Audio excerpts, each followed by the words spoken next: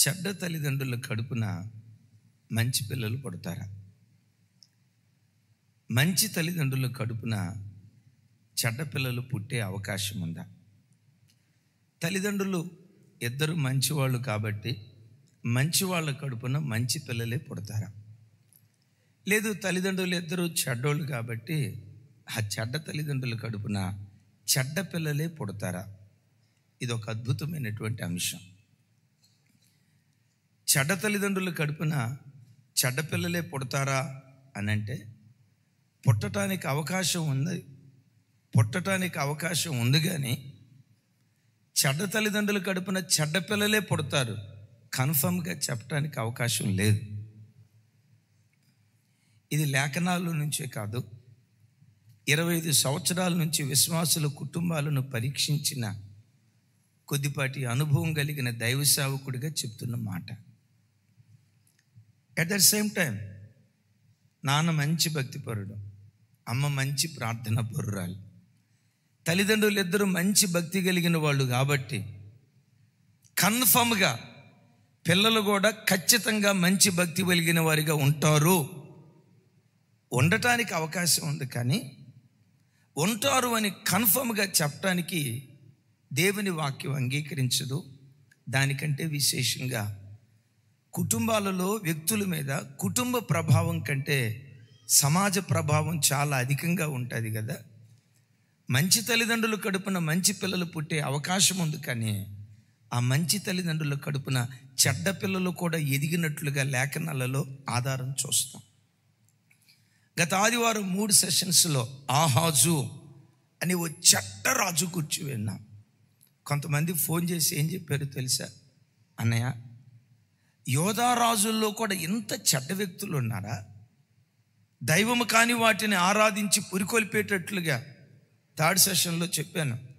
ఆహాజు రాజు 2 బలిపీఠాలు కట్టాడట. ఒక బలిపీఠమేమో దేవుడైన యెహోవా యొద్ద విచారణ చేయటానికి యెహోవా బలిపీఠం, 2వ బలిపీఠమేమో బలులర్పించడానికి 2వ బలిపీఠం కట్టాడట. అంటే ఇంత ఘోరంగా ప్రవర్తించాడా యోధారాజు? మాకు ఆశ్చర్యం అనిపించింది. ఓ తమ్ముడైతే చెప్పిన మాట ఏంటో తెలుసా? మేము యేసు ప్రభువుని నమ్ముకున్నాం కానీ మా ఇంట్లో 2 బలిపీఠాలు ఉన్నాయన్న, చిన్నపిల్లలు పుట్టినప్పుడు 2 బలిపీఠాలు ఉన్నాయన్న, చేతికి 2 బలిపీఠాలు ఉన్నాయన్న, పబ్లిక్గా చెప్పలేను కొన్ని. మా ఇంట్లో 2 బలిపీఠాలు ఉన్నాయన్న. దేవుడు మాతో మాట్లాడాడు. ఇక మీదట మనకు ఒక్క బలిపీఠం మాత్రమే ఉంది. ఆ ఒక్క బలిపీఠమే మన ఆరాధ్య దైవం ప్రభు అయిన యేసుక్రీస్తు. దానికి ప్రత్యామ్నాయమైన బలిపీఠం, దానికి సమమైన బలిపీఠం, దానికి ధీటైన బలిపీఠం మరొకటి ఏది లేదు. సృష్టి అంతటికి ఒక్కడే దేవుడు, సమస్త జాతుల ప్రజలకు ఒక్కడే దేవుడు. ఆ ఒక్క దేవుడే నజరేయుడైన యేసుక్రీస్తు ప్రభువు. ఆమేన్. ఆహాజు చెడ్డరాజు, కానీ విచిత్రం ఏంటో తెలుసా? ఆ చెడ్డరాజు కడుపున మంచి వినయ భయభక్తులు కలిగిన రాజైన హిజ్కియా పుట్టాడు. దేవుడైన యెహోవాను హృదయపూర్వకంగా అనుసరించినవాడు. అతని పూర్వపు రాజుల్లోనైనా అతని తర్వాత రాజుల్లోనైనా దేవుడైన యెహోవా యందు ఆయనలాగా విశ్వాసం ఉంచిన వాడు ఇంకొకడు లేడట. వాక్యంలో తర్వాత చూస్తాం. ఏంటి తండ్రి అంత చెడ్డోడు కదా, ఆ చెడ్డ తండ్రి కడుపున ఇంత భయభక్తి కలిగిన వాడు ఎలా పుట్టగలిగాడు? ఇది ఎలా సాధ్యం? సరే, ఈ మాట అలా ప్రక్కన పెడదాం. హిజ్కియా చాలా భక్తి కలిగిన వాడు కదా. టకామని సమాధానం చెప్పండి. హిజ్కియా కొడుకు పేరేంటి? థ్యాంక్ యూ, మనష్షే. మనష్షే మంచి రాజా చెడ్డ రాజా? చెడ్డోళ్ళకే మనోడు ప్రెసిడెంట్. అంత చెడ్డరాజు, ప్రారంభంలో బహు చెడ్డోడు. హిజ్కియా అంత భక్తి కలిగిన వాడైతే ఆ భక్తి కలిగిన తండ్రి కడుపున చెడ్డ కుమారుడు పుట్టుకొచ్చాడు. అరే, చెడ్డ తండ్రి కడుపున మంచోడు పుట్టాడు, మంచి తండ్రి కడుపున చెడ్డరాజు పుట్టుకొచ్చాడు. అలా లేఖనాలు మనం చూస్తూ ఉంటే యెహోషాపాతు రాజు ఉన్నాడే, చాలా భక్తి కలిగినాడు. కానీ యెహోషాపాతు రాజుకు పుట్టిన కొడుకు చాలా చెడ్డోడు. యోషియా ఉన్నాడే, చాలా భక్తి కలిగిన వాడు. కానీ విచిత్రం, అతన్ని కన్న తండ్రి ఆహాజు ఉన్నాడే, లేశమైన వెతికిన ఇంతైన భక్తి కనపడనటువంటి వ్యక్తి ఉన్నాడు. సో లేఖనాలను మనం ఆధారం చేసుకున్నప్పుడు చెడ్డ తల్లిదండ్రులు కడుపున చెడ్డ పిల్లలే పుడతారు కన్ఫర్మ్గా చెప్పలేం, అవకాశం ఉంది. ఎందుకంటే తల్లిదండ్రుల ప్రభావం ఎంతో కొంత పిల్లల మీద పరిపాలన చేస్తుంది కదా.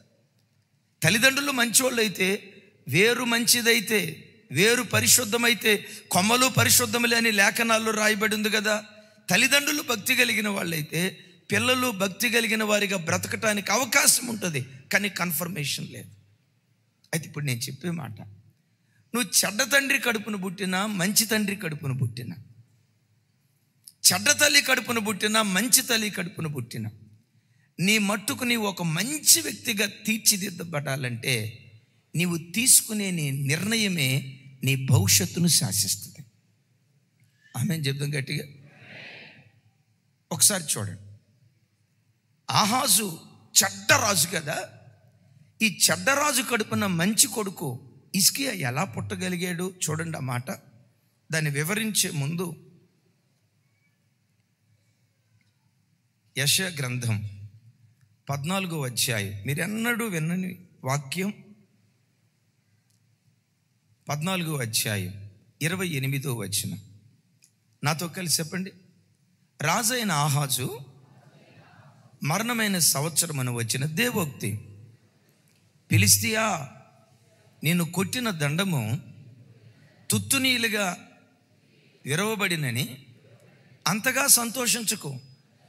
సర్పబేజము నుండి మిడునాగు పుట్టును, దాని ఫలము ఎగురు సర్పము.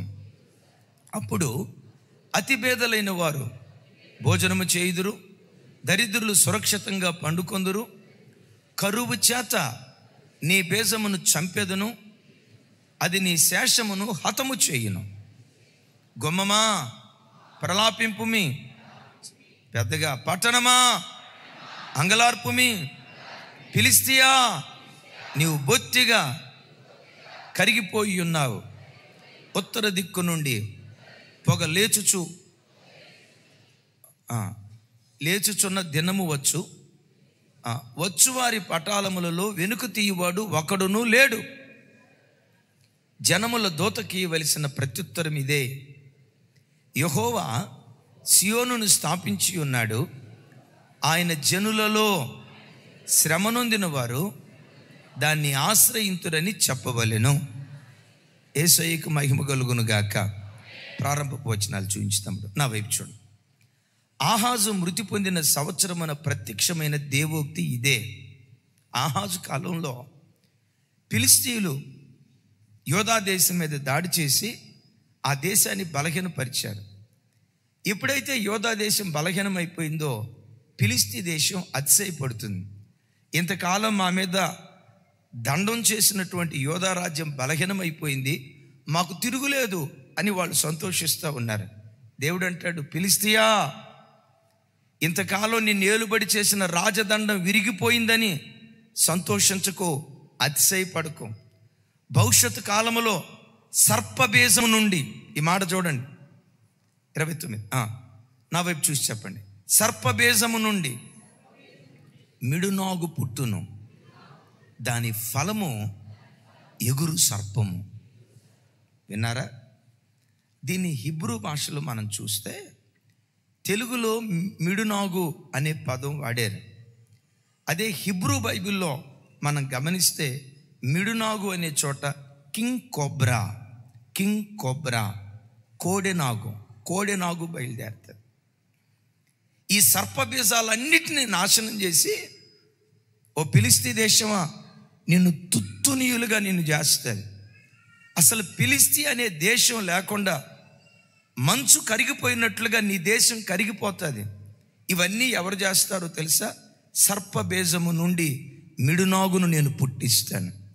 మిడునాగు అనే చోట హిబ్రూలో వాడబడిన పదం ఏంటో తెలుసా? ఎగిరే అగ్ని వంటి సర్పము అనే పదజాలం వాడబడింది. సర్పబేజం నుండి ఎగిరే అగ్ని వంటి సర్పాన్ని నేను పుట్టిస్తా. కోడెనాగును పుట్టిస్తా. మిమ్మల్ని ఒక మాట అడుగుతా, సర్పబీజం నుండి ఏం పుట్టుకొస్తుంది? సర్పమే పుట్టుకొస్తుంది. పాము అంటంతో కొన్ని వేల రకాలు ఉన్నాయి. జరిపోతులో నుంచి ఏది పుట్టుకొస్తుంది? అరే, జరిపోతులో నుంచి ఏది పుట్టుకొస్తుంది? రక్తపింజర్లో నుంచి ఏది పుట్టుకొస్తుంది? వానపాములో నుంచి ఏది పుట్టుకొస్తుంది? ఇది బాగా చెప్పారు. వానపాములో నుంచి వానపాము పుట్టుకొస్తుంది, జరిపోతులో నుంచి జరిపోతే పుట్టుకొస్తుంది కదా.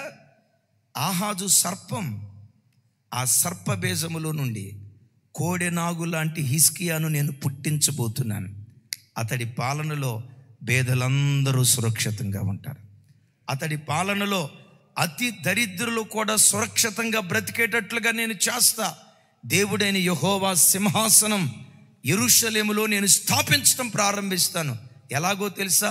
సర్పబీజము నుండి కోడెనాగును నేను పుట్టించబోతున్నాను. చప్పలు కొడుతూ స్తోత్రాలు చెప్దాం. ఒకసారి నా వైపు చూడండి. కోడెనాగు అనే చోట హిబ్రూలో వాడిన పదం ఏంటంటే ఎగిరే అగ్ని సర్పము అంటాడు. ఏ సర్పం? ఫైరీ ఫ్లయింగ్ సర్పెంట్ అనే పదం వాడబడింది. తమ్ముడు, నువ్వు పెట్టక గబ్బిలం పెట్టినట్టున్నవి, నీ తెలివి సేకటపడా. గబ్బిలం పెట్టాడు.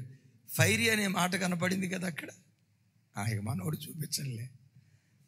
నా వైపు ఫ్లయింగ్ సర్పెంట్ అని పొట్టతో ప్రాకుతాయి, కానీ నేను పుట్టింది లాంటిది మీ రాజ్యాలన్నిటినీ కాల్చివేయటం ప్రారంభిస్తుంది. యేసయ్యకు మహిమ కలుగును గాక. నేనంట సర్పబీజం నుండి సర్పం పుట్టుకురావాలి. మరి సర్పం నుండి కింగ్ కోబ్రా కోడెనాగు ఎట్లా పుట్టుకొచ్చింది? సర్పం లాంటి వాడు ఆహాజు, దేవుని రాజ్యాలను పాడు చేసిన వాడు. అంతకాలం దేవునిలో ఎదిగినటువంటి ఆ రాజ్యాలను దిగంబరిగా మార్చినటువంటి వింటున్నారా? అంత భ్రష్టరాజు రాజు కుటుంబంలోనే కాదు, ప్రపంచంలో ఏ కుటుంబంలోనైనా నీవు తీసుకునే నిర్ణయాలు ఉన్నాయే, నీ నిర్ణయాలే నీ భవిష్యత్తును శాసిస్తాయి. నీ నిర్ణయాలు ఎలా ఉండాలో తెలుసా? నా వైపు చూడాలి. నీ నిర్ణయాలు ఎలా ఉండాలో తెలుసా?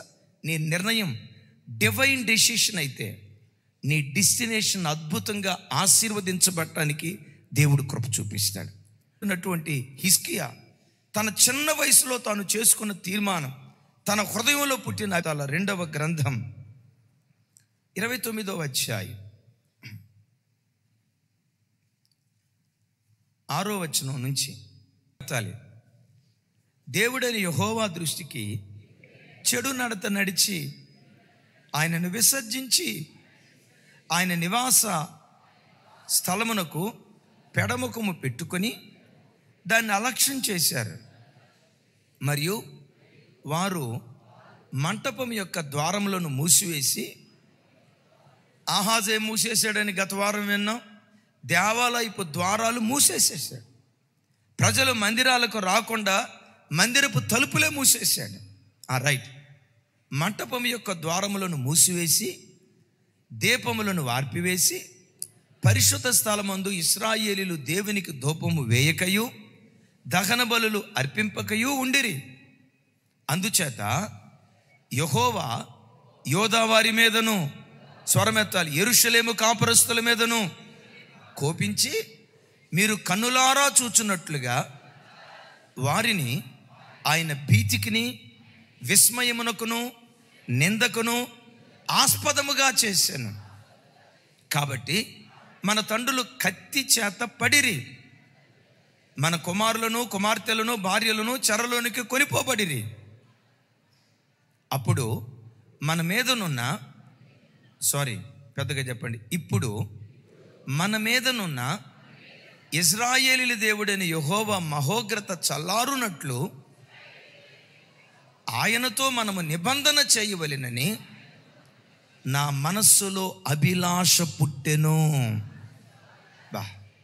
ఇక్కడ ముగింపులో రాయబడిన మాట చూడండి. నా మనస్సులో అభిలాష పుట్టింది. యవనస్తుడా, యవన కాలంలో రాజైన ఓ హిజ్కియా, యవన వయసులో నీ మనసులో పుట్టిన అభిలాష ఏంటయ్యా? ఓ మంచి అందమైన అమ్మాయిని చూసి వివాహం చేసుకోవాలి, ఇదా నీ మనసులో పుట్టిన ఆశ? 25వ సంవత్సరంలో రాజు అయ్యావు కదా, చక్కటి రాజభవనాన్ని కట్టుకొని సుఖ సంతోషాలు అనుభవించాలి, ఇదా నీ మనసులో పుట్టిన ఆశ? నిండు యవన వయసులో రాజు అయ్యావు కదా, నా వైపు చూడండి, స్నేహితులందరినీ పిలిచి చక్కగా విందు మందు పసందు అన్నట్లుగా విందు పార్టీ చేసుకోవాలనే అభిలాష నీ మనసులో పుట్టిందా అంటే 25 సంవత్సరాల నిండు యవనస్తుడు ఏమంటాడు తెలుసా? దేవుడైన యెహోవాతో నిబంధన చేయవలెనని, ఆ దేవుని కొరకు బ్రతకాలని నా మనస్సులో ఒక అభిలాష పుట్టింది. చప్పలు కొడుతూ స్తోత్రాలు చెప్పు. యవన బిడ్డలారా, మీ మనసులో పుట్టే అభిలాష ఏంటి? తల్లులారా, మీ హృదయాల్లో పుట్టే ఆలోచన ఏంటి? ఓ దేవుని ప్రతినిధిగా చెప్తున్నాను, నీ మనసులో బయలుదేరే ఆలోచనలే నీ జీవితంలో నువ్వు తీసుకునే నిర్ణయాలే నీ భవిష్యత్తును శాసిస్తూ ఉంటాయి. వినారు ఈ మాట? నీ భవిష్యత్తును శాసిస్తూ ఉంటాయి. ఓ భక్తుడు ఇలా అంటాడు, ఒక వ్యక్తి తన బ్రతుకులో తీసుకునే తన నిర్ణయాలు విత్తనాలు లాంటివట. ఒకసారి నువ్వు విత్తనాలు వేస్తే వేసిన విత్తనపు ఫలాలు బ్రతుకు కాలమంతా కోసుకుంటూ తింటామట. విన్నారా? విత్తిన విత్తనాల ఫలాలు బ్రతుకు కాలమంతా కోసుకొని తింటాం. మామిడి విత్తనం విత్తావు, చెట్టు అయింది కదా, ఆ చెట్టులో నుంచి కాయలు వస్తాయి, ఆ విత్తనాల్లో నుంచి మరలా చెట్లు వస్తాయి. ఒక్క విత్తనం విత్తితే ఆ చెట్టు యొక్క ఫలాలు బ్రతుకు కాలమంతా ఎలా కోసుకుంటూ అనుభవిస్తూ బ్రతుకుతామో, నీ భవిష్యత్తును నిర్ణయించేది నీ నిర్ణయాలే. నీ యవ్వన కాలంలో నేను తాగాలి, తిరగాలి, ఓ గర్ల్ ఫ్రెండ్ నేను మెయింటైన్ చేయాలి, ఇదిగో లోకాన్ని జుర్రుకోవాలి, ఈ అపవిత్రమైన కార్యాలు చేయాలని నువ్వు తీసుకునే నిర్ణయం, సంసోను తీసుకునే నిర్ణయం సంసోను జీవితాన్ని భ్రష్టత్వానికి అప్పగించలేదా? సొలొమోను తీసుకున్న నిర్ణయం సొలొమోను శాపగ్రస్తుడిగా మార్చలేదా?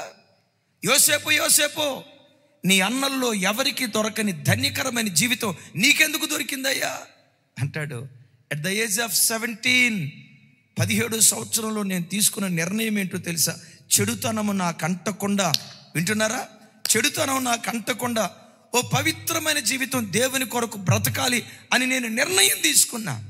నేను తీసుకున్న ఆ డివైన్ డెసిషనే నా బ్రతుకును ఒక ధన్యకరమైన స్థితిలో నిలవబెట్టింది. ఆహాజు చెడ్డోడు కదా, హిజ్కియా నీ తండ్రి చెడ్డోడు కదా, ఆ చెడ్డోడు కర్పణ ఇంత మంచోడిగా ఎట్లా నువ్వు మారావు? నా గొప్పతనం ఏమీ కాదు, కానీ దేవుని సన్నిధిలో నేను తీసుకున్న నిర్ణయం, నా మనస్సులో బయలుదేరిన అభిలాష.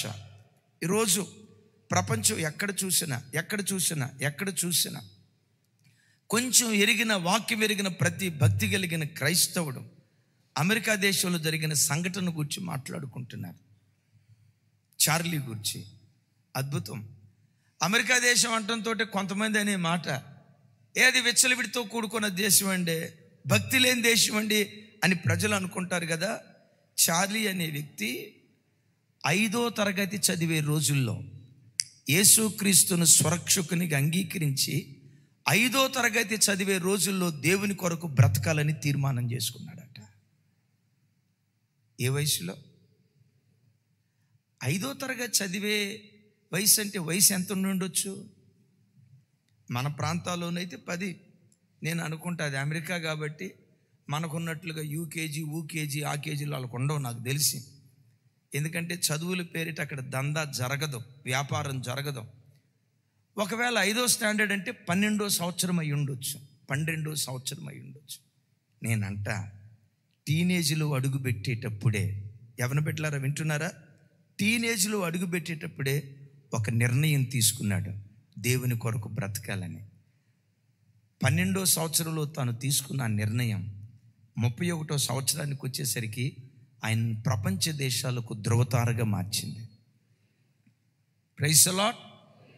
12వ సంవత్సరానికి వచ్చేసరికి తన క్లాస్మేట్స్ ఎలా బ్రతుకుతున్నారు ఎవరినో చూడలా.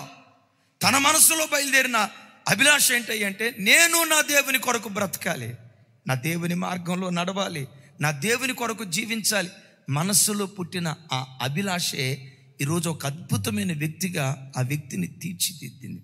రతన్ టాటా ఇలా అంటారు, నీ నిర్ణయం ఏంటో చెప్పు, నీ భవిష్యత్తు ఏంటో నేను చెప్తా. కష్టపడి చదువుకోవాలి, అది నీ నిర్ణయమా? అయితే నీ భవిష్యత్తు చెప్తా. భక్తి కలిగి బ్రతకాలి, ఇదా నీ నిర్ణయం? అయితే నీ భవిష్యత్తు చెప్తా. మంచి ప్రార్థనాపరుడిగా బ్రతకాలనుకున్నావు, ఇదా నీ నిర్ణయం? అయితే నీ భవిష్యత్తు చెప్తా. లేదు, తిని త్రాగి తందనాలాడి విచ్చలవిడిగా బ్రతకాలి, ఇదా నీ నిర్ణయం? నీ భవిష్యత్తు ఏంటో చెప్తా. ప్రతి వాని భవిష్యత్తు వాడు తీసుకునే నిర్ణయాల మీద ఆధారపడి ఉంటుంది. మరలా చెప్తున్నా, మన భవిష్యత్తు మన అరచేతిలో లేదు. కొంతమంది భవిష్యత్తు తెలుసుకోవటానికి చేతి చూపించి, అయ్యా నా చేయి చూసి జాతకం చెప్పండి అంటారు. అరచేతిలో పిచ్చి గీతలు తప్ప జాతకం లేదు. ఏదైనా నుదుట రాసి ఉండాలని అంటారు. మరి ఎక్కడ రాసి ఉందో నాకు ఇంతవరకు కనపడలా. కొంతమంది అనే మాట, ఎక్కడ రాసి ఉండాలంట? నుదుట రాసి ఉండాలండి. నుదుట రాయలా, అరచేతిలో అంతకంటే రాయలా. నీవు తీసుకునే నీ నిర్ణయాలే నీ భవిష్యత్తును శాసిస్తాయి. నమ్ముతారా ఈ మాట? నీ ఫ్యామిలీ బ్యాక్గ్రౌండ్ ఏదైనా ఉండొచ్చు. వాళ్ళు తాగుబోతులా, తిరుగుబోతులా, భక్తి కలిగిన వాళ్ళ, భక్తి లేని వాళ్ళ, పవిత్రంగా బ్రతికే వాళ్ళ, లోకాన్ని జురుకునే వాళ్ళ, నీ ఫ్యామిలీ బ్యాక్గ్రౌండ్ ఏదైనా నీవు తీసుకునే నీ నిర్ణయమే నీ భవిష్యత్తును శాసిస్తుంది. నా వైపు చూడండి. సరిగ్గా 19 సంవత్సరాల వయసులో ఉన్నప్పుడు యేసుక్రీస్తు కొరకు బ్రతకాలని నేను నిర్ణయం తీసుకున్నాను. ఆ రోజుల్లో నేను తీసుకున్న ఆ నిర్ణయం ఏముంది, అందరూ బ్రతకాలని తీర్మానం చేసుకుంటారు, నేను అలా తీర్మానం చేసుకున్నా. ఆ నిర్ణయం చాలా చిన్నది అని అనుకున్నా. 19వ ఏట యేసుక్రీస్తును స్వరక్షకునిగా అంగీకరించి హైదరాబాద్లో చదువుకునే ఆ రోజుల్లో 21వ ఏట ఆయన పవిత్రమైన రక్తంతో కడగబడ్డా. నేను చదువుకుంది రంగుల ప్రపంచం హైదరాబాద్లో, చుట్టూత పాప ప్రపంచం. అలాగని నీతిగా బ్రతికే వాళ్ళు లేరని నేను అనను, ఉన్నారు. 21 సంవత్సరాల వయసులో తల్లి పర్యవేక్షణ లేదు, తండ్రి పర్యవేక్షణ లేదు, నా అనేవాళ్ళు ఎవరూ లేరు. ఎంత స్వేచ్ఛగా లోకాన్ని జుర్రుకోవాలి. కానీ హృదయంలో దేవుడు పుట్టించిన అభిలాష ఏంటో తెలుసా? నిండు యవ్వన వయసు క్రీస్తు బలిపీఠం మీద సమర్పించాలి. ఒక సినిమా హాల్కి వెళ్ళిన జ్ఞాపకం నాకు లేదు. ఎవరిని పెట్టలేరా? నాకు తల్లిదండ్రులు లేరు, అక్కడిక్కడ అన్నదమ్ముళ్ళు లేరు. ఇక్కడ ఓ సినిమా హాల్కి వెళ్ళిన జ్ఞాపకం, ఒక పార్కుకి వెళ్ళిన జ్ఞాపకం, ఒక ఆడపిల్లతో మాట్లాడిన జ్ఞాపకం, చెడుగా ప్రవర్తించిన జ్ఞాపకం, దేవుని కృపను బట్టి ఇంత కూడా లేదు. 4 సంవత్సరాలు విశ్వాసిగా బ్రతికా. హృదయంలో ఒక అభిలాష, ఒక ఆశ పుట్టింది. యేసయ్య సేవ చేయాలని, యేసయ్య సేవ చేయాలని. 25వ ఏట దేవుని సేవ చేయటానికి దేవుని ఇంటికి వచ్చా. నేను చాలాసార్లు చెప్తా, ఇప్పుడు నాకు 50 సంవత్సరాలు. నా తండ్రి ఇంటిలో 25 సంవత్సరాలు బ్రతికా. 25 సంవత్సరాల నుంచి దేవుని ఇంటిలో బ్రతకటానికి దేవుడు నా కృప చూపించాడు. నాకు తెలిసి ఇది ఏ 55 50 ఏంటి, ఏ 75 అయిదో, ఏ 100 సంవత్సరాలు అయిద్దో, ఇంకా భవిష్యత్తులో అన్ని సంవత్సరాలు దేవుని ఇంట్లో ఇద్దో, ఇంకా భవిష్యత్తులో ఆయన బ్రతికే కృప దేవుడు అనుగ్రహిస్తాడు. Praise the lord. బాప్తిస్మం తీసుకోవాలి. ఆ రోజుల్లో ఆ నిర్ణయం నాకు చిన్నదిగానే అనిపించింది. సేవకు రావాలి,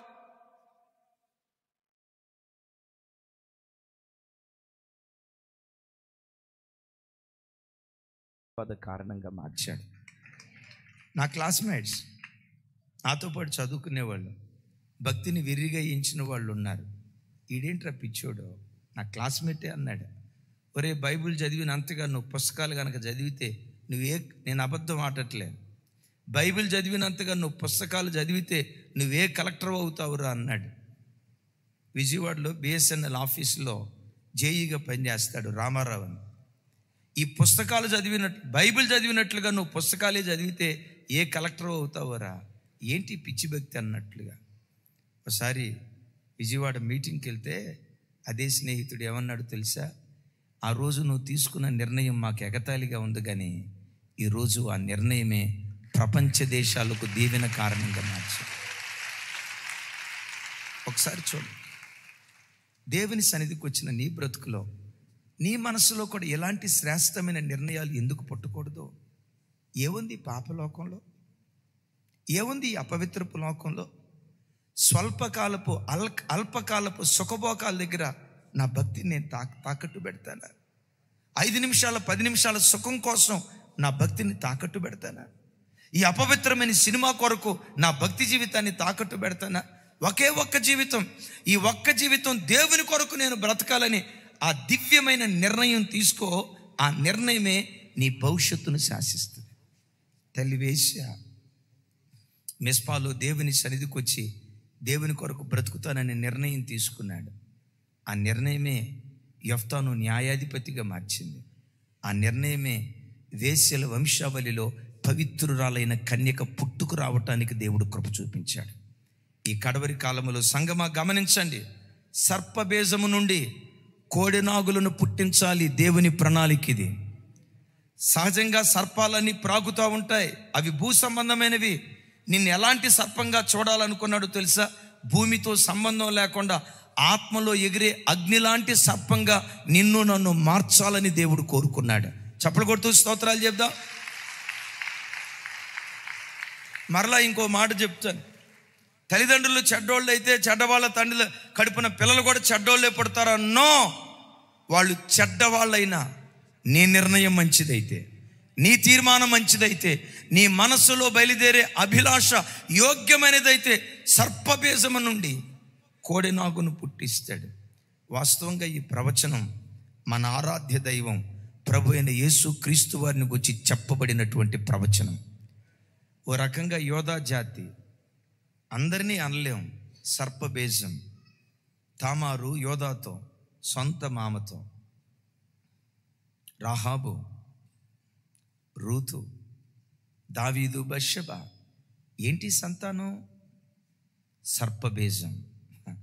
ఆ సర్పబీజం నుండి పాపమంటే ఏమిటో ఎరుగని కోడెనాగు లాంటి కింగ్ కోబ్రా యేసుక్రీస్తు వారు ఉద్భవించారు. ఎలా ఇది జరిగిందంటే ఆయన తీసుకున్న నిర్ణయం. Number 1, divine decision. ఎప్పుడు నీ నిర్ణయం దేవుని సన్నిధిలో శ్రేష్టంగా ఉండునుగాక. రెండో మాట, డివైన్ ప్లాన్.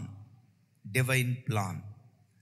దైవజనమా, హిజ్కియా ఇంకా పుట్టల. హిజ్కియా పుట్టక మునిపే హిజ్కియాని గూర్చినటువంటి ఒక ప్రవచనం దేవునికి ఉంది. హిజ్కియా మీద దేవునికి ఒక ఉద్దేశం ఉంది, దేవునికి ఒక ప్రణాళిక ఉంది. ఒక హిజ్కియానే కాదు, నేను అంటాను, యేసుక్రీస్తు నా దేవుడు, యేసుక్రీస్తు ఒక్కడే నిజదేవుడు, ఆయన తప్ప ఇంకొక దేవుడు లేడని హృదయపు లోతులో నుంచి ఎవరెవరైతే అంగీకరించారో, యేసుక్రీస్తును అంగీకరించిన ప్రతి వ్యక్తి దేవుని ప్రణాళిక వలన పుట్టినవాడు అని చెప్పటంలో లేశమైన సందేహం లేదు. ఎందుకో చెప్పంటారా? యోహాను సువార్త చూడండి ఒక మాట. యోహాను సువార్త 1వ అధ్యాయం. యోహాను సువార్త 1వ అధ్యాయం 12-13 వచనాలు. యోహాను సువార్త 1వ అధ్యాయం 12-13 వచనాలు. నాతో కలిసి, నా వైపు చూసి నాతో కలిసి చెప్పండి.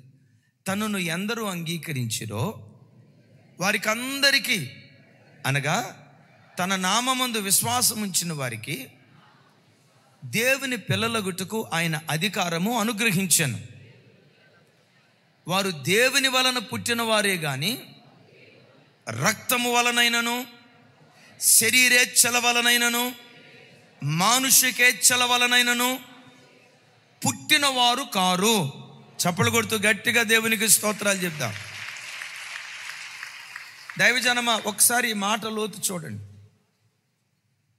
యేసుక్రీస్తు నా దేవుడని యేసుక్రీస్తును ఎవరెవరైతే అంగీకరించారో, అంగీకరించిన వ్యక్తులట రక్తము వలనైనా, మాంసము వలనైనా, శరీరేచ్ఛల వలనైనా, మానుషికేచ్ఛల వలనైనా వాడు పుట్టినవాడు కాదట.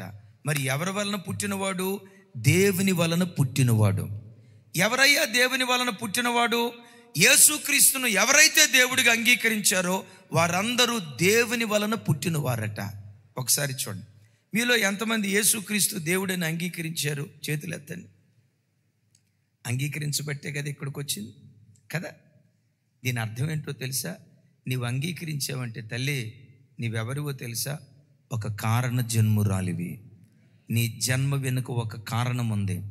లోకంలో మనుషులు ఎలా పుట్టారో దాని గురించి నేను మాట్లాడను, కానీ యేసుక్రీస్తు నా దేవుడని అంగీకరించిన ప్రతి వ్యక్తి తల్లిదండ్రుల కలయిక వలన పుట్టినవారు అని మాట్లాడేదానికంటే, మానుషికేచ్ఛల వలన, శరీరేచ్ఛల వలన, రక్తం వలన పుట్టినవారు అని మాట్లాడేదానికంటే, నేను ప్రత్యేకంగా దేవుడు ఒక పని కొరకు దేవుడు నేను పుట్టించుకున్నాడు. నీవెవరివో తెలుసా? ఒక కారణ జన్ముడివి.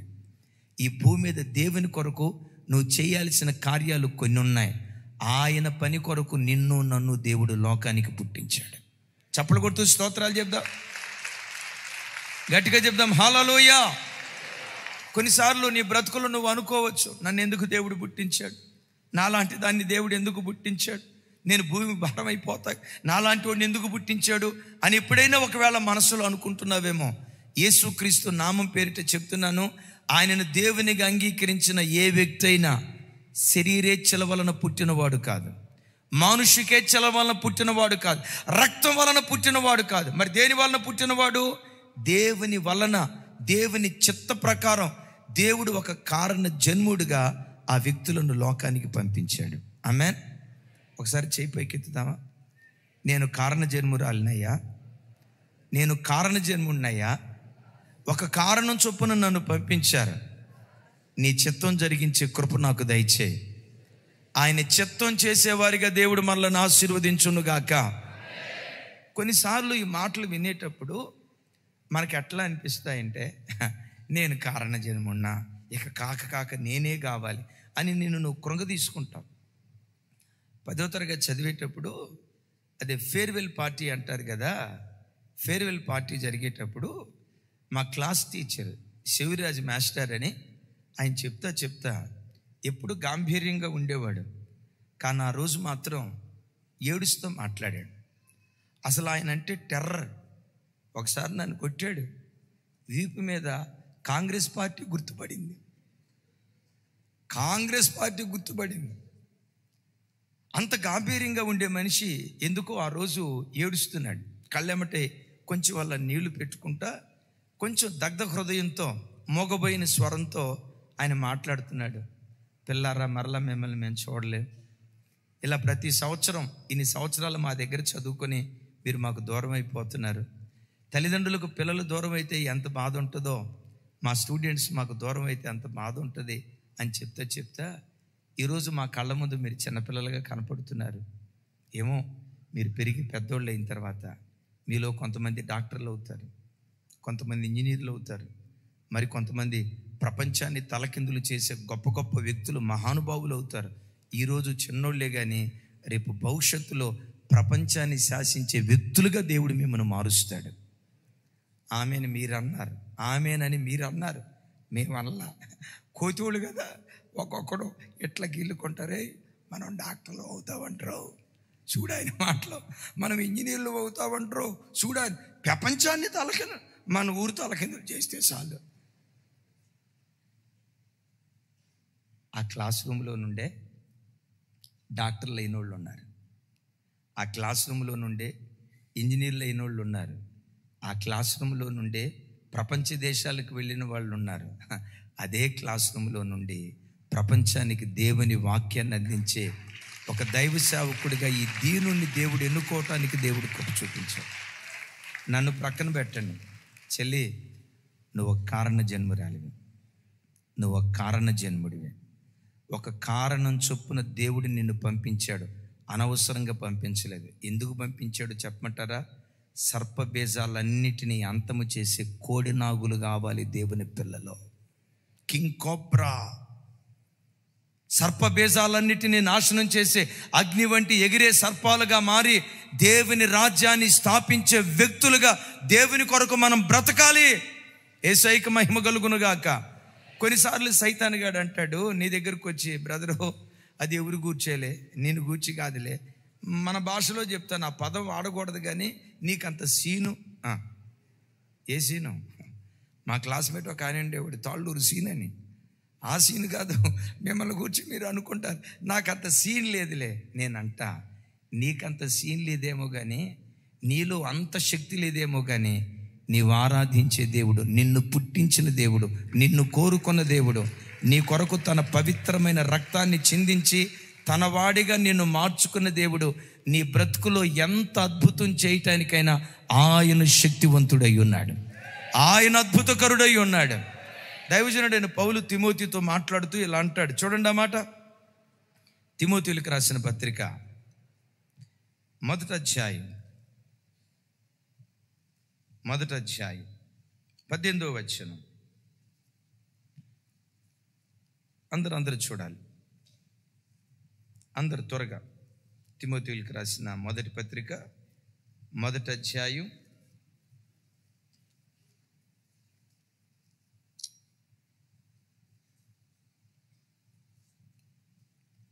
'ఎస్' నాతో కలిసి. నా కుమారుడైన తిమోతి, నీవు విశ్వాసమును మంచి మనస్సాక్షి కలిగిన వాడవై నిన్ను గూర్చి ముందుగా చెప్పబడిన ప్రవచనము చొప్పున ఈ మంచి పోరాటము పోరాడవలెనని వాటిని బట్టి ఈ ఆజ్ఞను నీకు అప్పగించుచున్నాను. ఆగుదాం అక్కడ. నా వైపు చూడండి. పౌలు వారు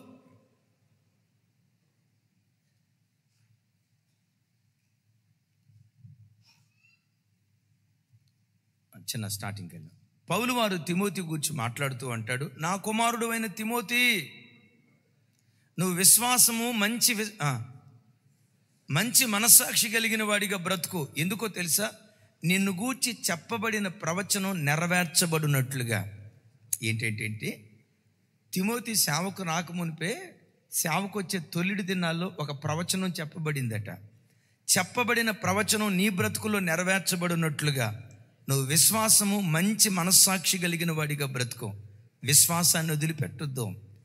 నిన్ను గూర్చి చెప్పబడిన ప్రవచనం తప్పకుండా నెరవేర్చబడుతుంది.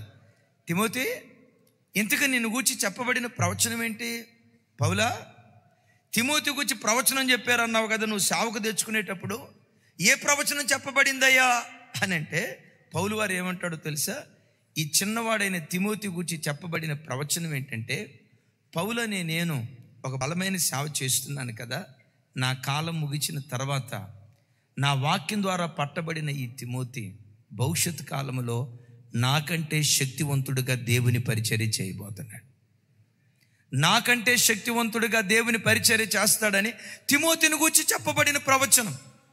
అక్కడ ఉన్న వాళ్ళు అందరూ అనుకొని ఉంటారు, అరే పౌలు ఎక్కడా అనండి ఆ మాట. పౌలు ఎక్కడా? పెద్దగా అనాలా? పౌలు ఎక్కడా? ఈ బుడతోడు తిమోతి ఎక్కడ?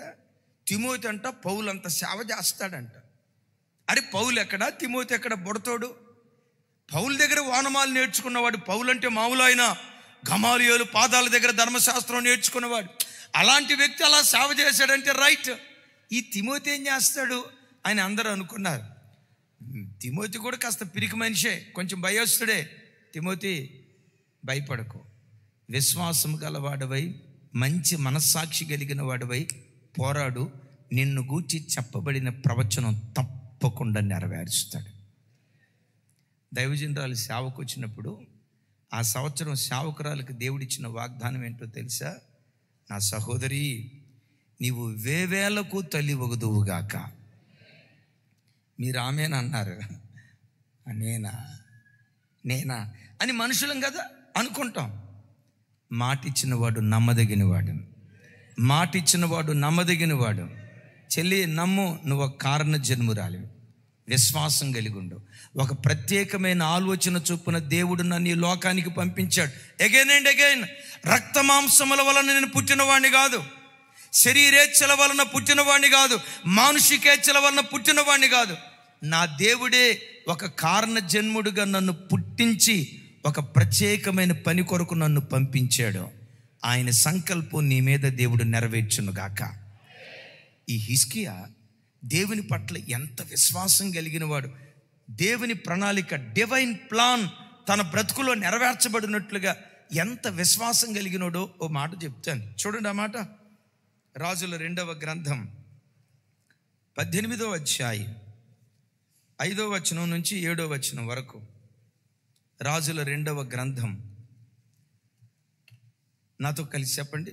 అతడు ఇశ్రాయేలీయుల దేవుడైన యెహోవా యందు విశ్వాసముంచినవాడు. అతని తర్వాత వచ్చిన యోధా రాజులలోను అతని పూర్వీకులైన రాజులలోను అతనితో సమమైన వాడు ఒకడునూ లేడు. ఏం సార్ ఆ మాట అంత తేలిగ్గా చెప్తే ఎట్లా? ఒకసారి చూడండి నా వైపు. హిజ్కియాను గురించి రాయబడిన మాట ఏంటి? అతడు ఇశ్రాయేలీయుల దేవుడైన యెహోవా యందు చెప్పాలి. ఎలాంటి విశ్వాసమట? ఎలాంటి విశ్వాసమట? అతడు ఎంత విశ్వాస వీరుడంటే అతని తర్వాత రాజుల్లోనైనా అతని పూర్వపు రాజుల్లోనైనా, అయ్యో నోరు తెరి చెప్పాలా, అతనికి సమమైన వాడు ఒకడును నేనంట. హిజ్కియాకి ముందున్న రాజులు సాధారణమైన రాజుల? ఆసా విశ్వాస వీరుడు కాదా? ఆసాను మించిన విశ్వాస వీరుడు హిజ్కియా. యెహోషాపాతు విశ్వాస వీరుడు కాదా? ఎస్, యెహోషాపాతును మించిన విశ్వాస వీరుడు హిజ్కియా. సరే, వీళ్ళందరినీ ప్రక్కన పెట్టండి సార్. మన అన్నున్నాడే, మనందరికీ పెద్దవాడు, అగ్రజుడు, దేవునికి అత్యంత ప్రియుడు, ఎవరు చెప్పండి కదా? దావీదు కూడా ఇంత విశ్వాసం లేదట. విశ్వాసం కలిగిన వాడే, కానీ విశ్వాసంలో తూకం వేస్తే యోధా దేశాన్ని ఇజ్రాయేలు రాజ్యాన్ని పరిపాలన చేసిన 42 మంది రాజుల్లో విశ్వాసంలో అతనికి సమమైన వాడు ఒక్కడు లేడట. అయ్యా, ఇంతకీ నీ నమ్మకం దేని మీద? నీ రాజ్యం మీద, నీ బలం మీద, నీ శక్తి సామర్థ్యాల మీద కాదయ్యా. నా విశ్వాసం నా దేవుడైన యెహోవా మీద. ఈ సర్ప బీజాలన్నిటినీ అంతం చేసే కోడె నాగుగా నా దేవుడు నన్ను వాడుకోవాలనుకుంటున్నాడు. ఎగిరే అగ్ని సర్పంలాగా తన మహిమ కొరకు దేవుడు వాడుకోవాలనుకున్నాడు. అది ఎవరి ద్వారానో జరిగిస్తాడని కాదు. ఆమేన్. పెద్దగా చెప్దాం. అది ఎవరి ద్వారానో జరిగిస్తాడని కాదు, ఆ కార్యం నా ద్వారానే దేవుడు జరిగించబోతున్నాడు. అంతగా విశ్వసించాడు గనుకే ఆయన గూర్చి రాయబడిన మాట 6-7 వచనాలు నాతో కలిసి. అతడు యెహోవాతో హత్తుకొని ఏంటేంటి? కొంచెం గట్టిగా ఎట్రా అసలు ఆ మాట చూడండి. అతడు యెహోవాతో హత్తుకొని, మీరందరూ నా వైపు చూసి మీకు అర్థమైంది చెప్పండి. యెహోవాను హత్తుకొని అనే మాటకి యెహోవాతో హత్తుకొని అనే మాటకున్న తేడా ఏంటి? మీరు తెలుగు వాళ్ళ, అమెరికా వాళ్ళ? అమ్మ ముందు నాకు అది చెప్పండి. అక్క రాణక్క, నా మాట అర్థమైందమ్మా? నేను అనే మాట ఏంటంటే, అతడు యెహోవాతో హత్తుకొని అని రాసి ఉంది, కానీ యెహోవాను హత్తుకొని అని రాసలేదు. యెహోవాను హత్తుకొని అనేదానికి యెహోవాతో హత్తుకొని అనేదానికి తేడా ఏంటి మీకు తెలిసింది చెప్పండి. ఎబేజ్ బ్రదర్, నువ్వు కోల్గేట్ అడ్వర్టైజ్మెంట్ లాగా నవ్వితే అట్లా బ్రదరు.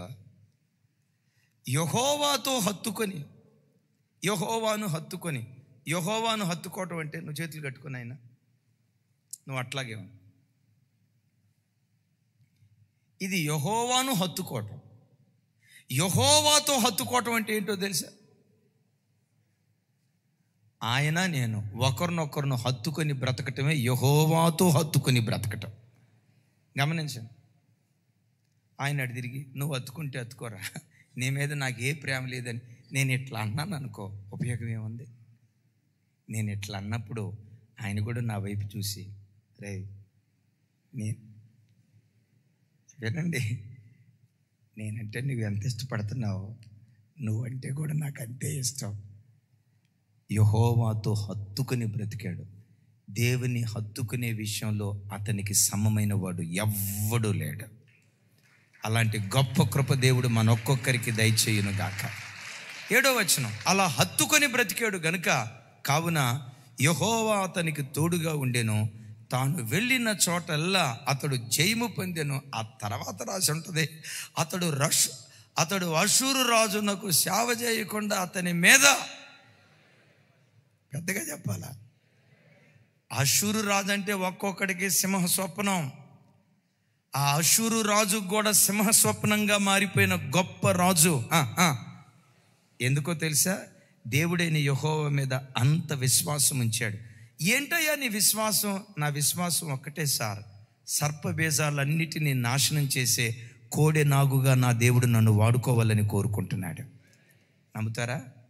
నీ ద్వారానే ఈ గడ్డను దేవుని గడ్డగా మార్చాలని దేవుడు కోరుకుంటున్నాడు. నీ ద్వారానే నీ బంధువులందరినీ తన తట్టు త్రిప్పుకోవాలని దేవుడు కోరుకుంటున్నాడు.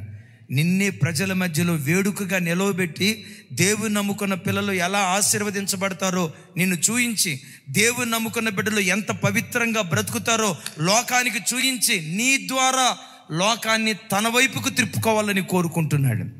నీ ఒక కారణ జన్ముడివి అని ఎరిగి లోకస్తులు బ్రతికినట్లుగా నువ్వు బ్రతకొద్దు, లోకస్తులు మాట్లాడినట్లుగా మాట్లాడొద్దు. నీ మాటేవో ప్రత్యేకంగా ఉండునుగాక. చప్పలు కొడుతూ ప్రభు వారికి స్తోత్రాలు చెప్తాం. రైట్. చెడ్డ తండ్రి కడుపున మంచి పిల్లలు పుడతారా? పుట్టరా? ఇంత మెల్లిగా చెప్తే అట్లా ఎంతసేపు విన్న తర్వాత పుడతారు. కన్ఫర్మ్. దేన్ని బట్టో తెలుసా? Divine decision. Number 2, divine plan. Number 3, divine world. దైవిక ప్రపంచంలో బ్రతికాడు హిజ్కియా బ్రతికిన కాలమంతా ఆయన చరిత్ర చూస్తే ఆయన ప్రపంచం ఒకటే. నా వైపు చూడండి. దేవుడు, దేవుని మందిరం, దేవుని సేవకులు. ఈ ప్రపంచంలో బ్రతుకుతూ వచ్చాడు కాబట్టే సర్పబీజాన పుట్టిన కోడెనాగుగా దేవుని కొరకు బ్రతకటానికి దేవుడు కృప చూపించాడు. హిజ్కియా జీవితం అంతా మనం చూస్తే, ఆయన బ్రతికిన కాలం అంతా చూస్తే, ఆయన ప్రపంచం అంతా ఒకటే. దేవుడు, దేవుని మందిరం, దేవుని సేవకులు ఈ ప్రపంచంలో విహరిస్తూ ఉండేవాళ్ళు. క్రైస్తవ జనమ, నీ ఫ్యామిలీ బ్యాక్గ్రౌండ్ ఏదైనా, తాగుబోతుల వంశమైనా, తిరుగుబోతుల వంశమైనా, చెడిపోయిన అక్రమ సంబంధాల్లో మునిగి తేలిన వంశమైనా, నీ తండ్రి ఎవరో పేరు చెప్పుకోవడానికి నీకు ధైర్యం లేని వంశమైనా, నీ తల్లి ఎవరో చెప్పుకునే ధైర్యం లేని కుటుంబాలైనా, అలాంటి కుటుంబాలలో నుండి ఎగిరే అగ్ని సర్పంలాగా నిన్ను ఆశీర్వదించాలని దేవుడు కోరుకుంటున్నాడు. దేవుడు అలా నిన్ను మార్చాలంటే నువ్వు బ్రతికే ప్రపంచం ఉందే, లోక ప్రపంచంలో బ్రతకకుండా దేవుడనే ప్రపంచంలో బ్రతుకు.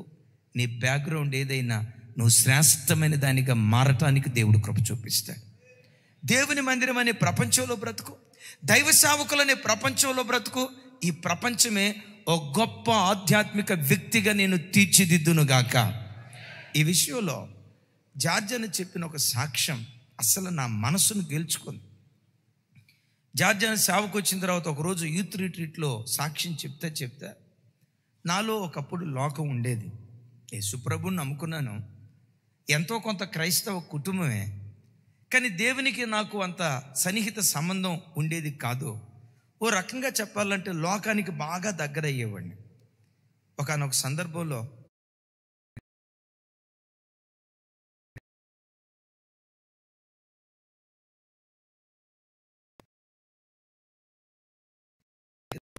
ప్రారంభించా.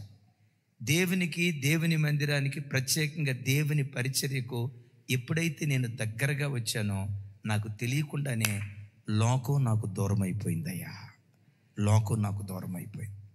అయ్యా, లోకంలో బ్రతుకుతూ లోకం నీకు ఎట్లా దూరం అయిపోయింది? నా చుట్టూతో ఒక అద్భుతమైన ప్రపంచాన్ని ఏర్పాటు చేసుకున్నాను. ఏంటి నీ ప్రపంచం? దేవుడే నా ప్రపంచం. ఏంటి నీ ప్రపంచం? నా దేవుని మందిరమే నా ప్రపంచం. ఏంటయ్యా నీ ప్రపంచం? దైవ సేవకులు, దేవుని బిడ్డలే నా ప్రపంచం.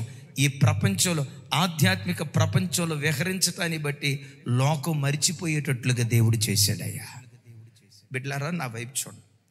ఎట్లా నీ కుటుంబాన్ని కట్టుకోవాలి? ఏదో ఆదివారం చర్చికి వచ్చి మరలా వచ్చే ఆదివారం కలుద్దాంలే అన్నట్లుగా నువ్వు బ్రతకొద్దు. వారంలో ఆదివారం 1-2 గంటలే దేవుడు, దేవుని మందిరం, దైవ సేవకులు నీకు ప్రపంచమైతే, తతిమ 6 రోజుల 22 గంటలు లోకం నీ ప్రపంచమైతే నువ్వు భక్తిగా బ్రతకలేవు. నువ్వు మంచి కుటుంబంలో పుట్టినా, చెడ్డ కుటుంబంలో పుట్టినా, లోకం చెడిపోయిన స్థితిలో ఉన్నది కనుక ఆ చెడిపోయిన సమాజ ప్రభావం నీ మీద పరిపాలన చేయటం ప్రారంభిస్తుంది. తస్మాత్ జాగ్రత్త. 7 రోజుల్లో జస్ట్ 2 గంటలే దేవుని మందిరానికి వచ్చి మరలా వచ్చే ఆదివారం కలుసుకుందాంలే అన్నట్లుగా తతిమా సమయం అంతా నువ్వు లోకంతో గడిపితే మంచి కుటుంబంలో పుట్టిన నువ్వు భక్తిగా బ్రతకలేవు. ఒక క్రైస్తవుడు తన ప్రపంచాన్ని ఎలా నిర్మించుకోవాలి? వాక్య ప్రపంచంతో తన ప్రపంచాన్ని నిర్మించుకోవాలి. ప్రార్థనా ప్రపంచంతో తన ప్రపంచాన్ని నిర్మించుకోవాలి. ఉదయం పడకల మీద నుంచి లేవటంతో కంఠధ్వని దేవునికి వినిపిస్తూ దేవుడనే ప్రపంచంలో మన దినచర్య ప్రారంభించాలి. యేసయ్యకు మహిమ కలుగును గాక. రైట్. దేవుడనే ప్రపంచంతో పరిచర్య దినం ప్రారంభించాం కదా. ఆ దినంలో అవకాశం దొరికితే దేవుని మందిరానికి వెళ్ళి పరిచర్య చేయాలి. అవకాశం దొరికితే గొలుసు ప్రార్థనలకు వెళ్ళాలి. అవకాశం దొరికితే శనివారం ప్రార్థనకి వెళ్ళాలి. అవకాశం దొరికితే మాసాంతర కూటానికి వెళ్ళాలి. అవకాశం దొరికితే ఉపవాస ప్రార్థనలకు వెళ్ళాలని ఎప్పుడు దేవుని మందిరము, దైవ సేవకుడు ఈ ప్రపంచంలో నువ్వు విహరిస్తే ఈ ప్రపంచం లోకాన్ని మర్చిపోయేటట్లుగా చేస్తుంది. చప్పలు కొడుతూ ప్రభు వారికి స్తోత్రాలు చెప్దాం. తమ్ముళ్ళారా, నా వైపు చూడండి. నువ్వు మందిరానికి వచ్చినప్పుడు అంటున్నట్లుగా ఉన్నావు అనుకో, లోకమంతా నీలో నిండుకునేటువంటి ప్రమాదం ఉంటుంది. హిజ్కియా దగ్గరికి వచ్చేసరికి అద్భుతం. ఈయన గురించి మనం చెప్పుకుంటూ రావాలంటే చాలా విషయాలు ఉన్నాయి. అద్భుతం ఏంటంటే దావీదును మాదిరిగా తీసుకున్నాడు. తన చెడ్డ తండ్రిని మాదిరిగా తీసుకోవాలి. దావీదు యెహోవా ఆజ్ఞానుసారంగా ఎలా బ్రతికాడో ఆ దేవుని ఆజ్ఞానుసారంగా తాను బ్రతకాలని తీర్మానం చేసుకున్నాడు. రాజు అయిన తర్వాత మొట్టమొదటి 16 రోజులు ఏం చేశాడో చెప్పంటారా? మొట్టమొదటి 16 రోజులు దేవాలయం దగ్గరికి వెళ్ళి దేవాలయపు తలుపులు తెరిచి దేవుని మందిరాన్ని బాగు చేశాడు. వెంటనే పస్కా పండుగ ఆచరించాలనుకున్నాడు. ఒకసారి నా వైపు చూస్తారా? పస్కా పండుగ ఆచరించాలనుకున్నాడు. పస్కా పండుగ ఆచరించేది ఎప్పుడు? వాస్తవంగా మొదటి నెల 14వ రోజు. మందిరం బాగు చేయటానికే 16 రోజులు అయిపోయింది. ఏం చేయాలా? ఆ తర్వాత పస్కా పండుగ ఏర్పాటు చేద్దాం, 2వ నెలలో ఏర్పాటు చేద్దాం అనుకున్నారు. కుదరలా, వదిలిపెట్టలా. 3వ నెలలో ఏర్పాటు చేశాడు.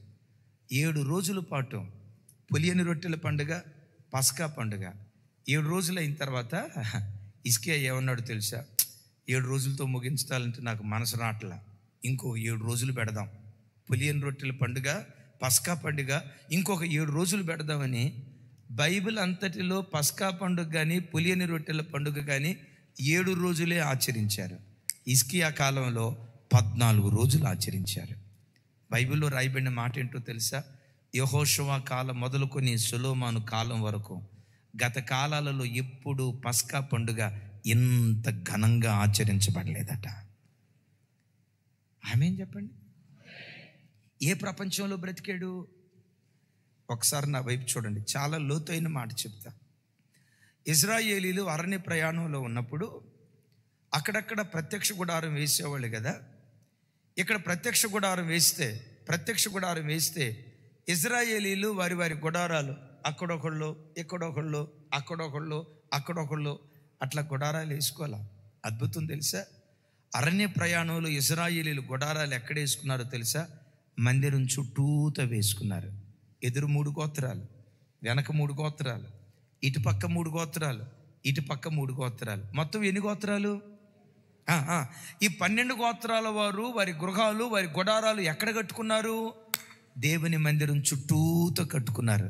దీని అర్థం ఏంటో తెలుసా? ప్రతి క్రైస్తవుడు తన ఆధ్యాత్మిక జీవితంలో దేవుడు, దేవుని మందిరం, దేవుని సేవకులు ఈ ప్రపంచంలో విహరిస్తూ ఉంటే నిన్ను కన్నవాళ్ళు ఎంత చెడ్డవాళ్ళైనా ఒక అద్భుతమైన వ్యక్తిగా నువ్వు తీర్చిదిద్దబడటానికి దేవుడు కృప చూపించును గాక. చప్పలు కొడుతూ స్తోత్రాలు చెప్దాం. ఇప్పుడు చెప్పండి, ఏది మన ప్రపంచం అయి ఉండాలి? లోకం కాదు మన ప్రపంచం. చెప్పాలి, ఏది మన ప్రపంచం అయి ఉండాలి? దేవుడే నీ ప్రపంచం అయి ఉండాలి. దేవుని మందిరమే నీ ప్రపంచం అయి ఉండాలి.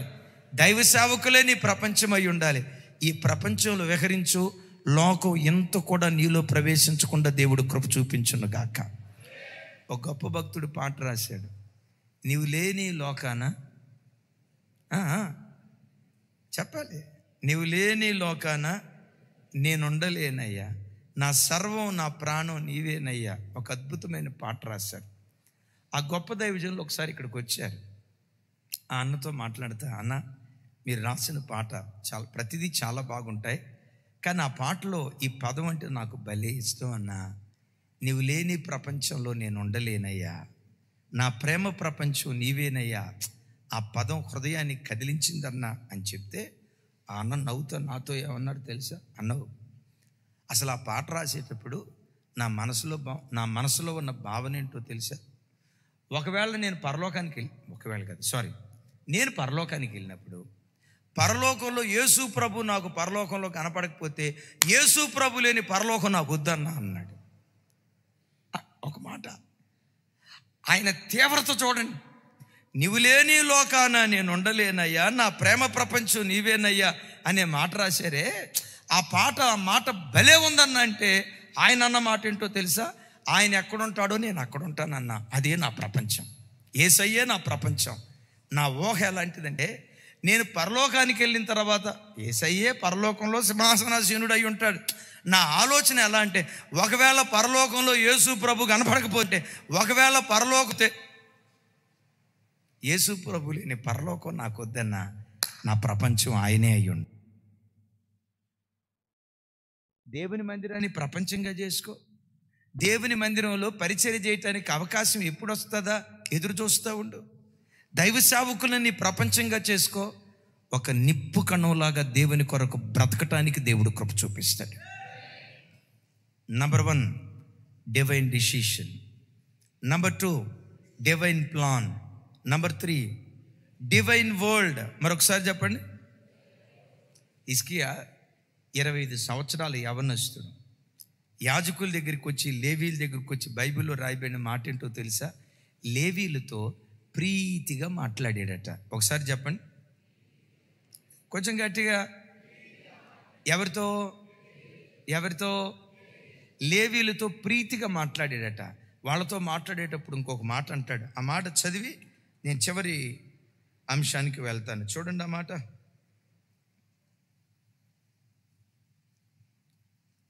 దినవృత్తాంతాల 2వ గ్రంథం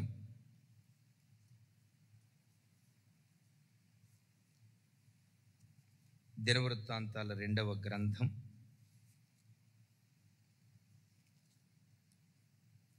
29వ అధ్యాయం 11వ వచనం నుంచి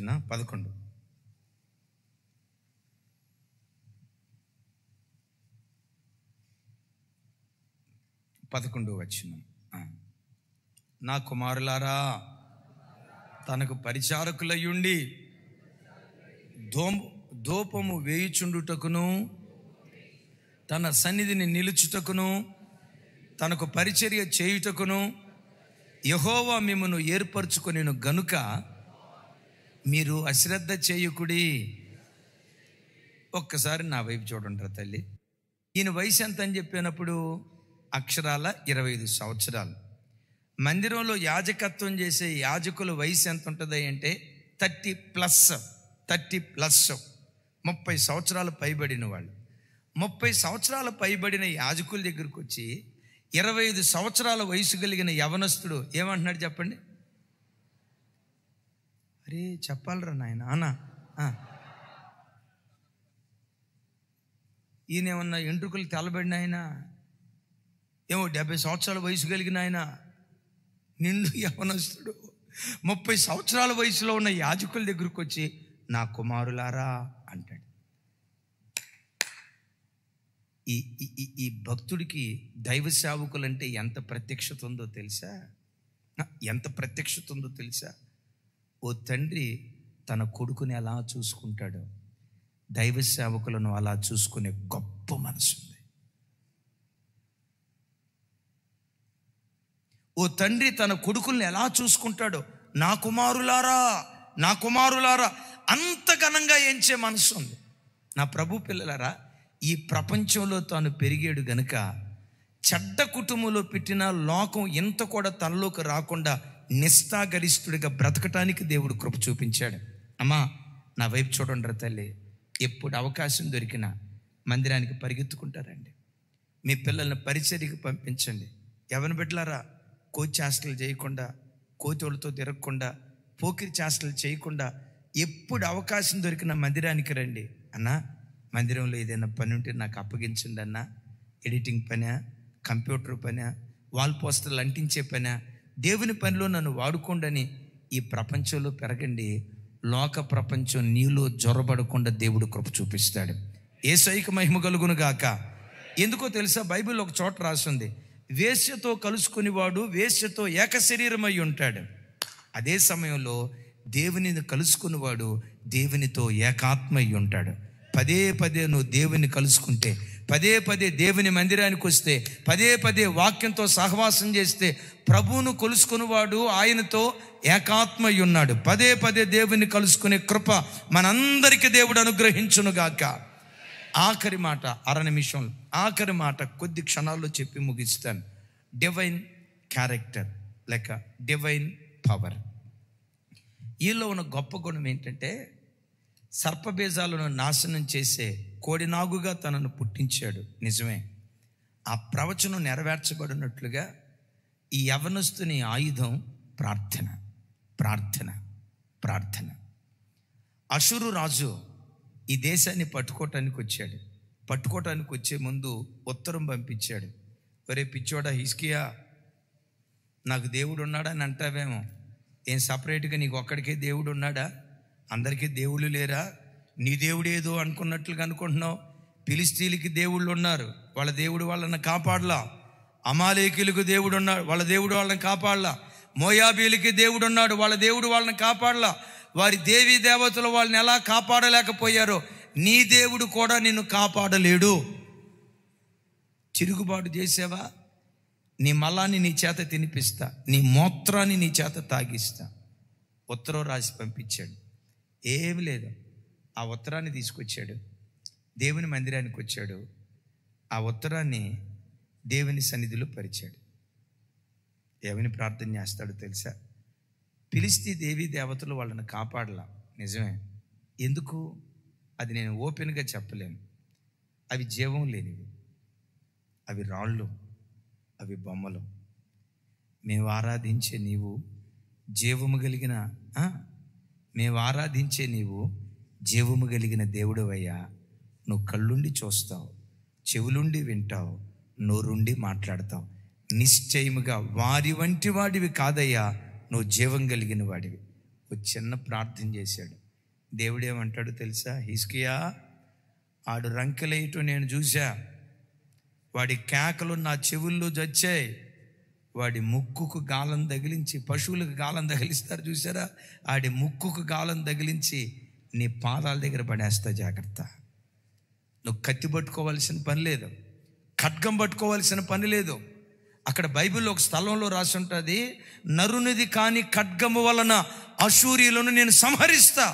అంటే నేను దూతను పంపించి నిన్ను కాపాడుతా. దూతను పంపించడానికి తను వాడిన ఆయుధం ఏంటో తెలుసా? ప్రార్థన. ఏ కరువు వచ్చిన దేవుని సన్నిధిలో మోకరించు, ప్రార్థించే.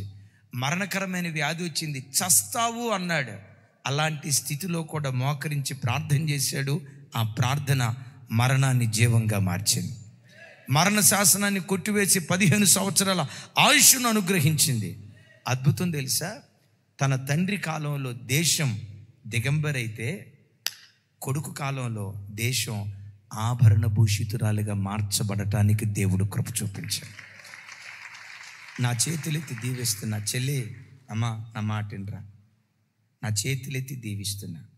నీ తండ్రి తరం కంటే నీ తరాన్ని ఒక ప్రత్యేకమైన తరంగా దేవుడు దీవించాలని కోరుకుంటున్నాడు. వాళ్ళకు వాక్యం దొరకక దేశాన్ని, కుటుంబాన్ని దిగంబరిగా చేస్తే నీ కాలంలో నీ ఇంటిని ఆత్మ సంబంధమైన వస్త్రాలతో ఆభరణ భూషితురాలిగా మార్చాలని దేవుడు కోరుకుంటున్నాడు. Divine decision, divine plan, divine word, పెద్దగా డివైన్ పవర్. ఈ 4 ఆయుధాలు పట్టుకొని ప్రభు సన్నిధిలో సాగిపోదాం. అట్టి కృప దేవుడు మనందరికీ దయచేయునుగాక.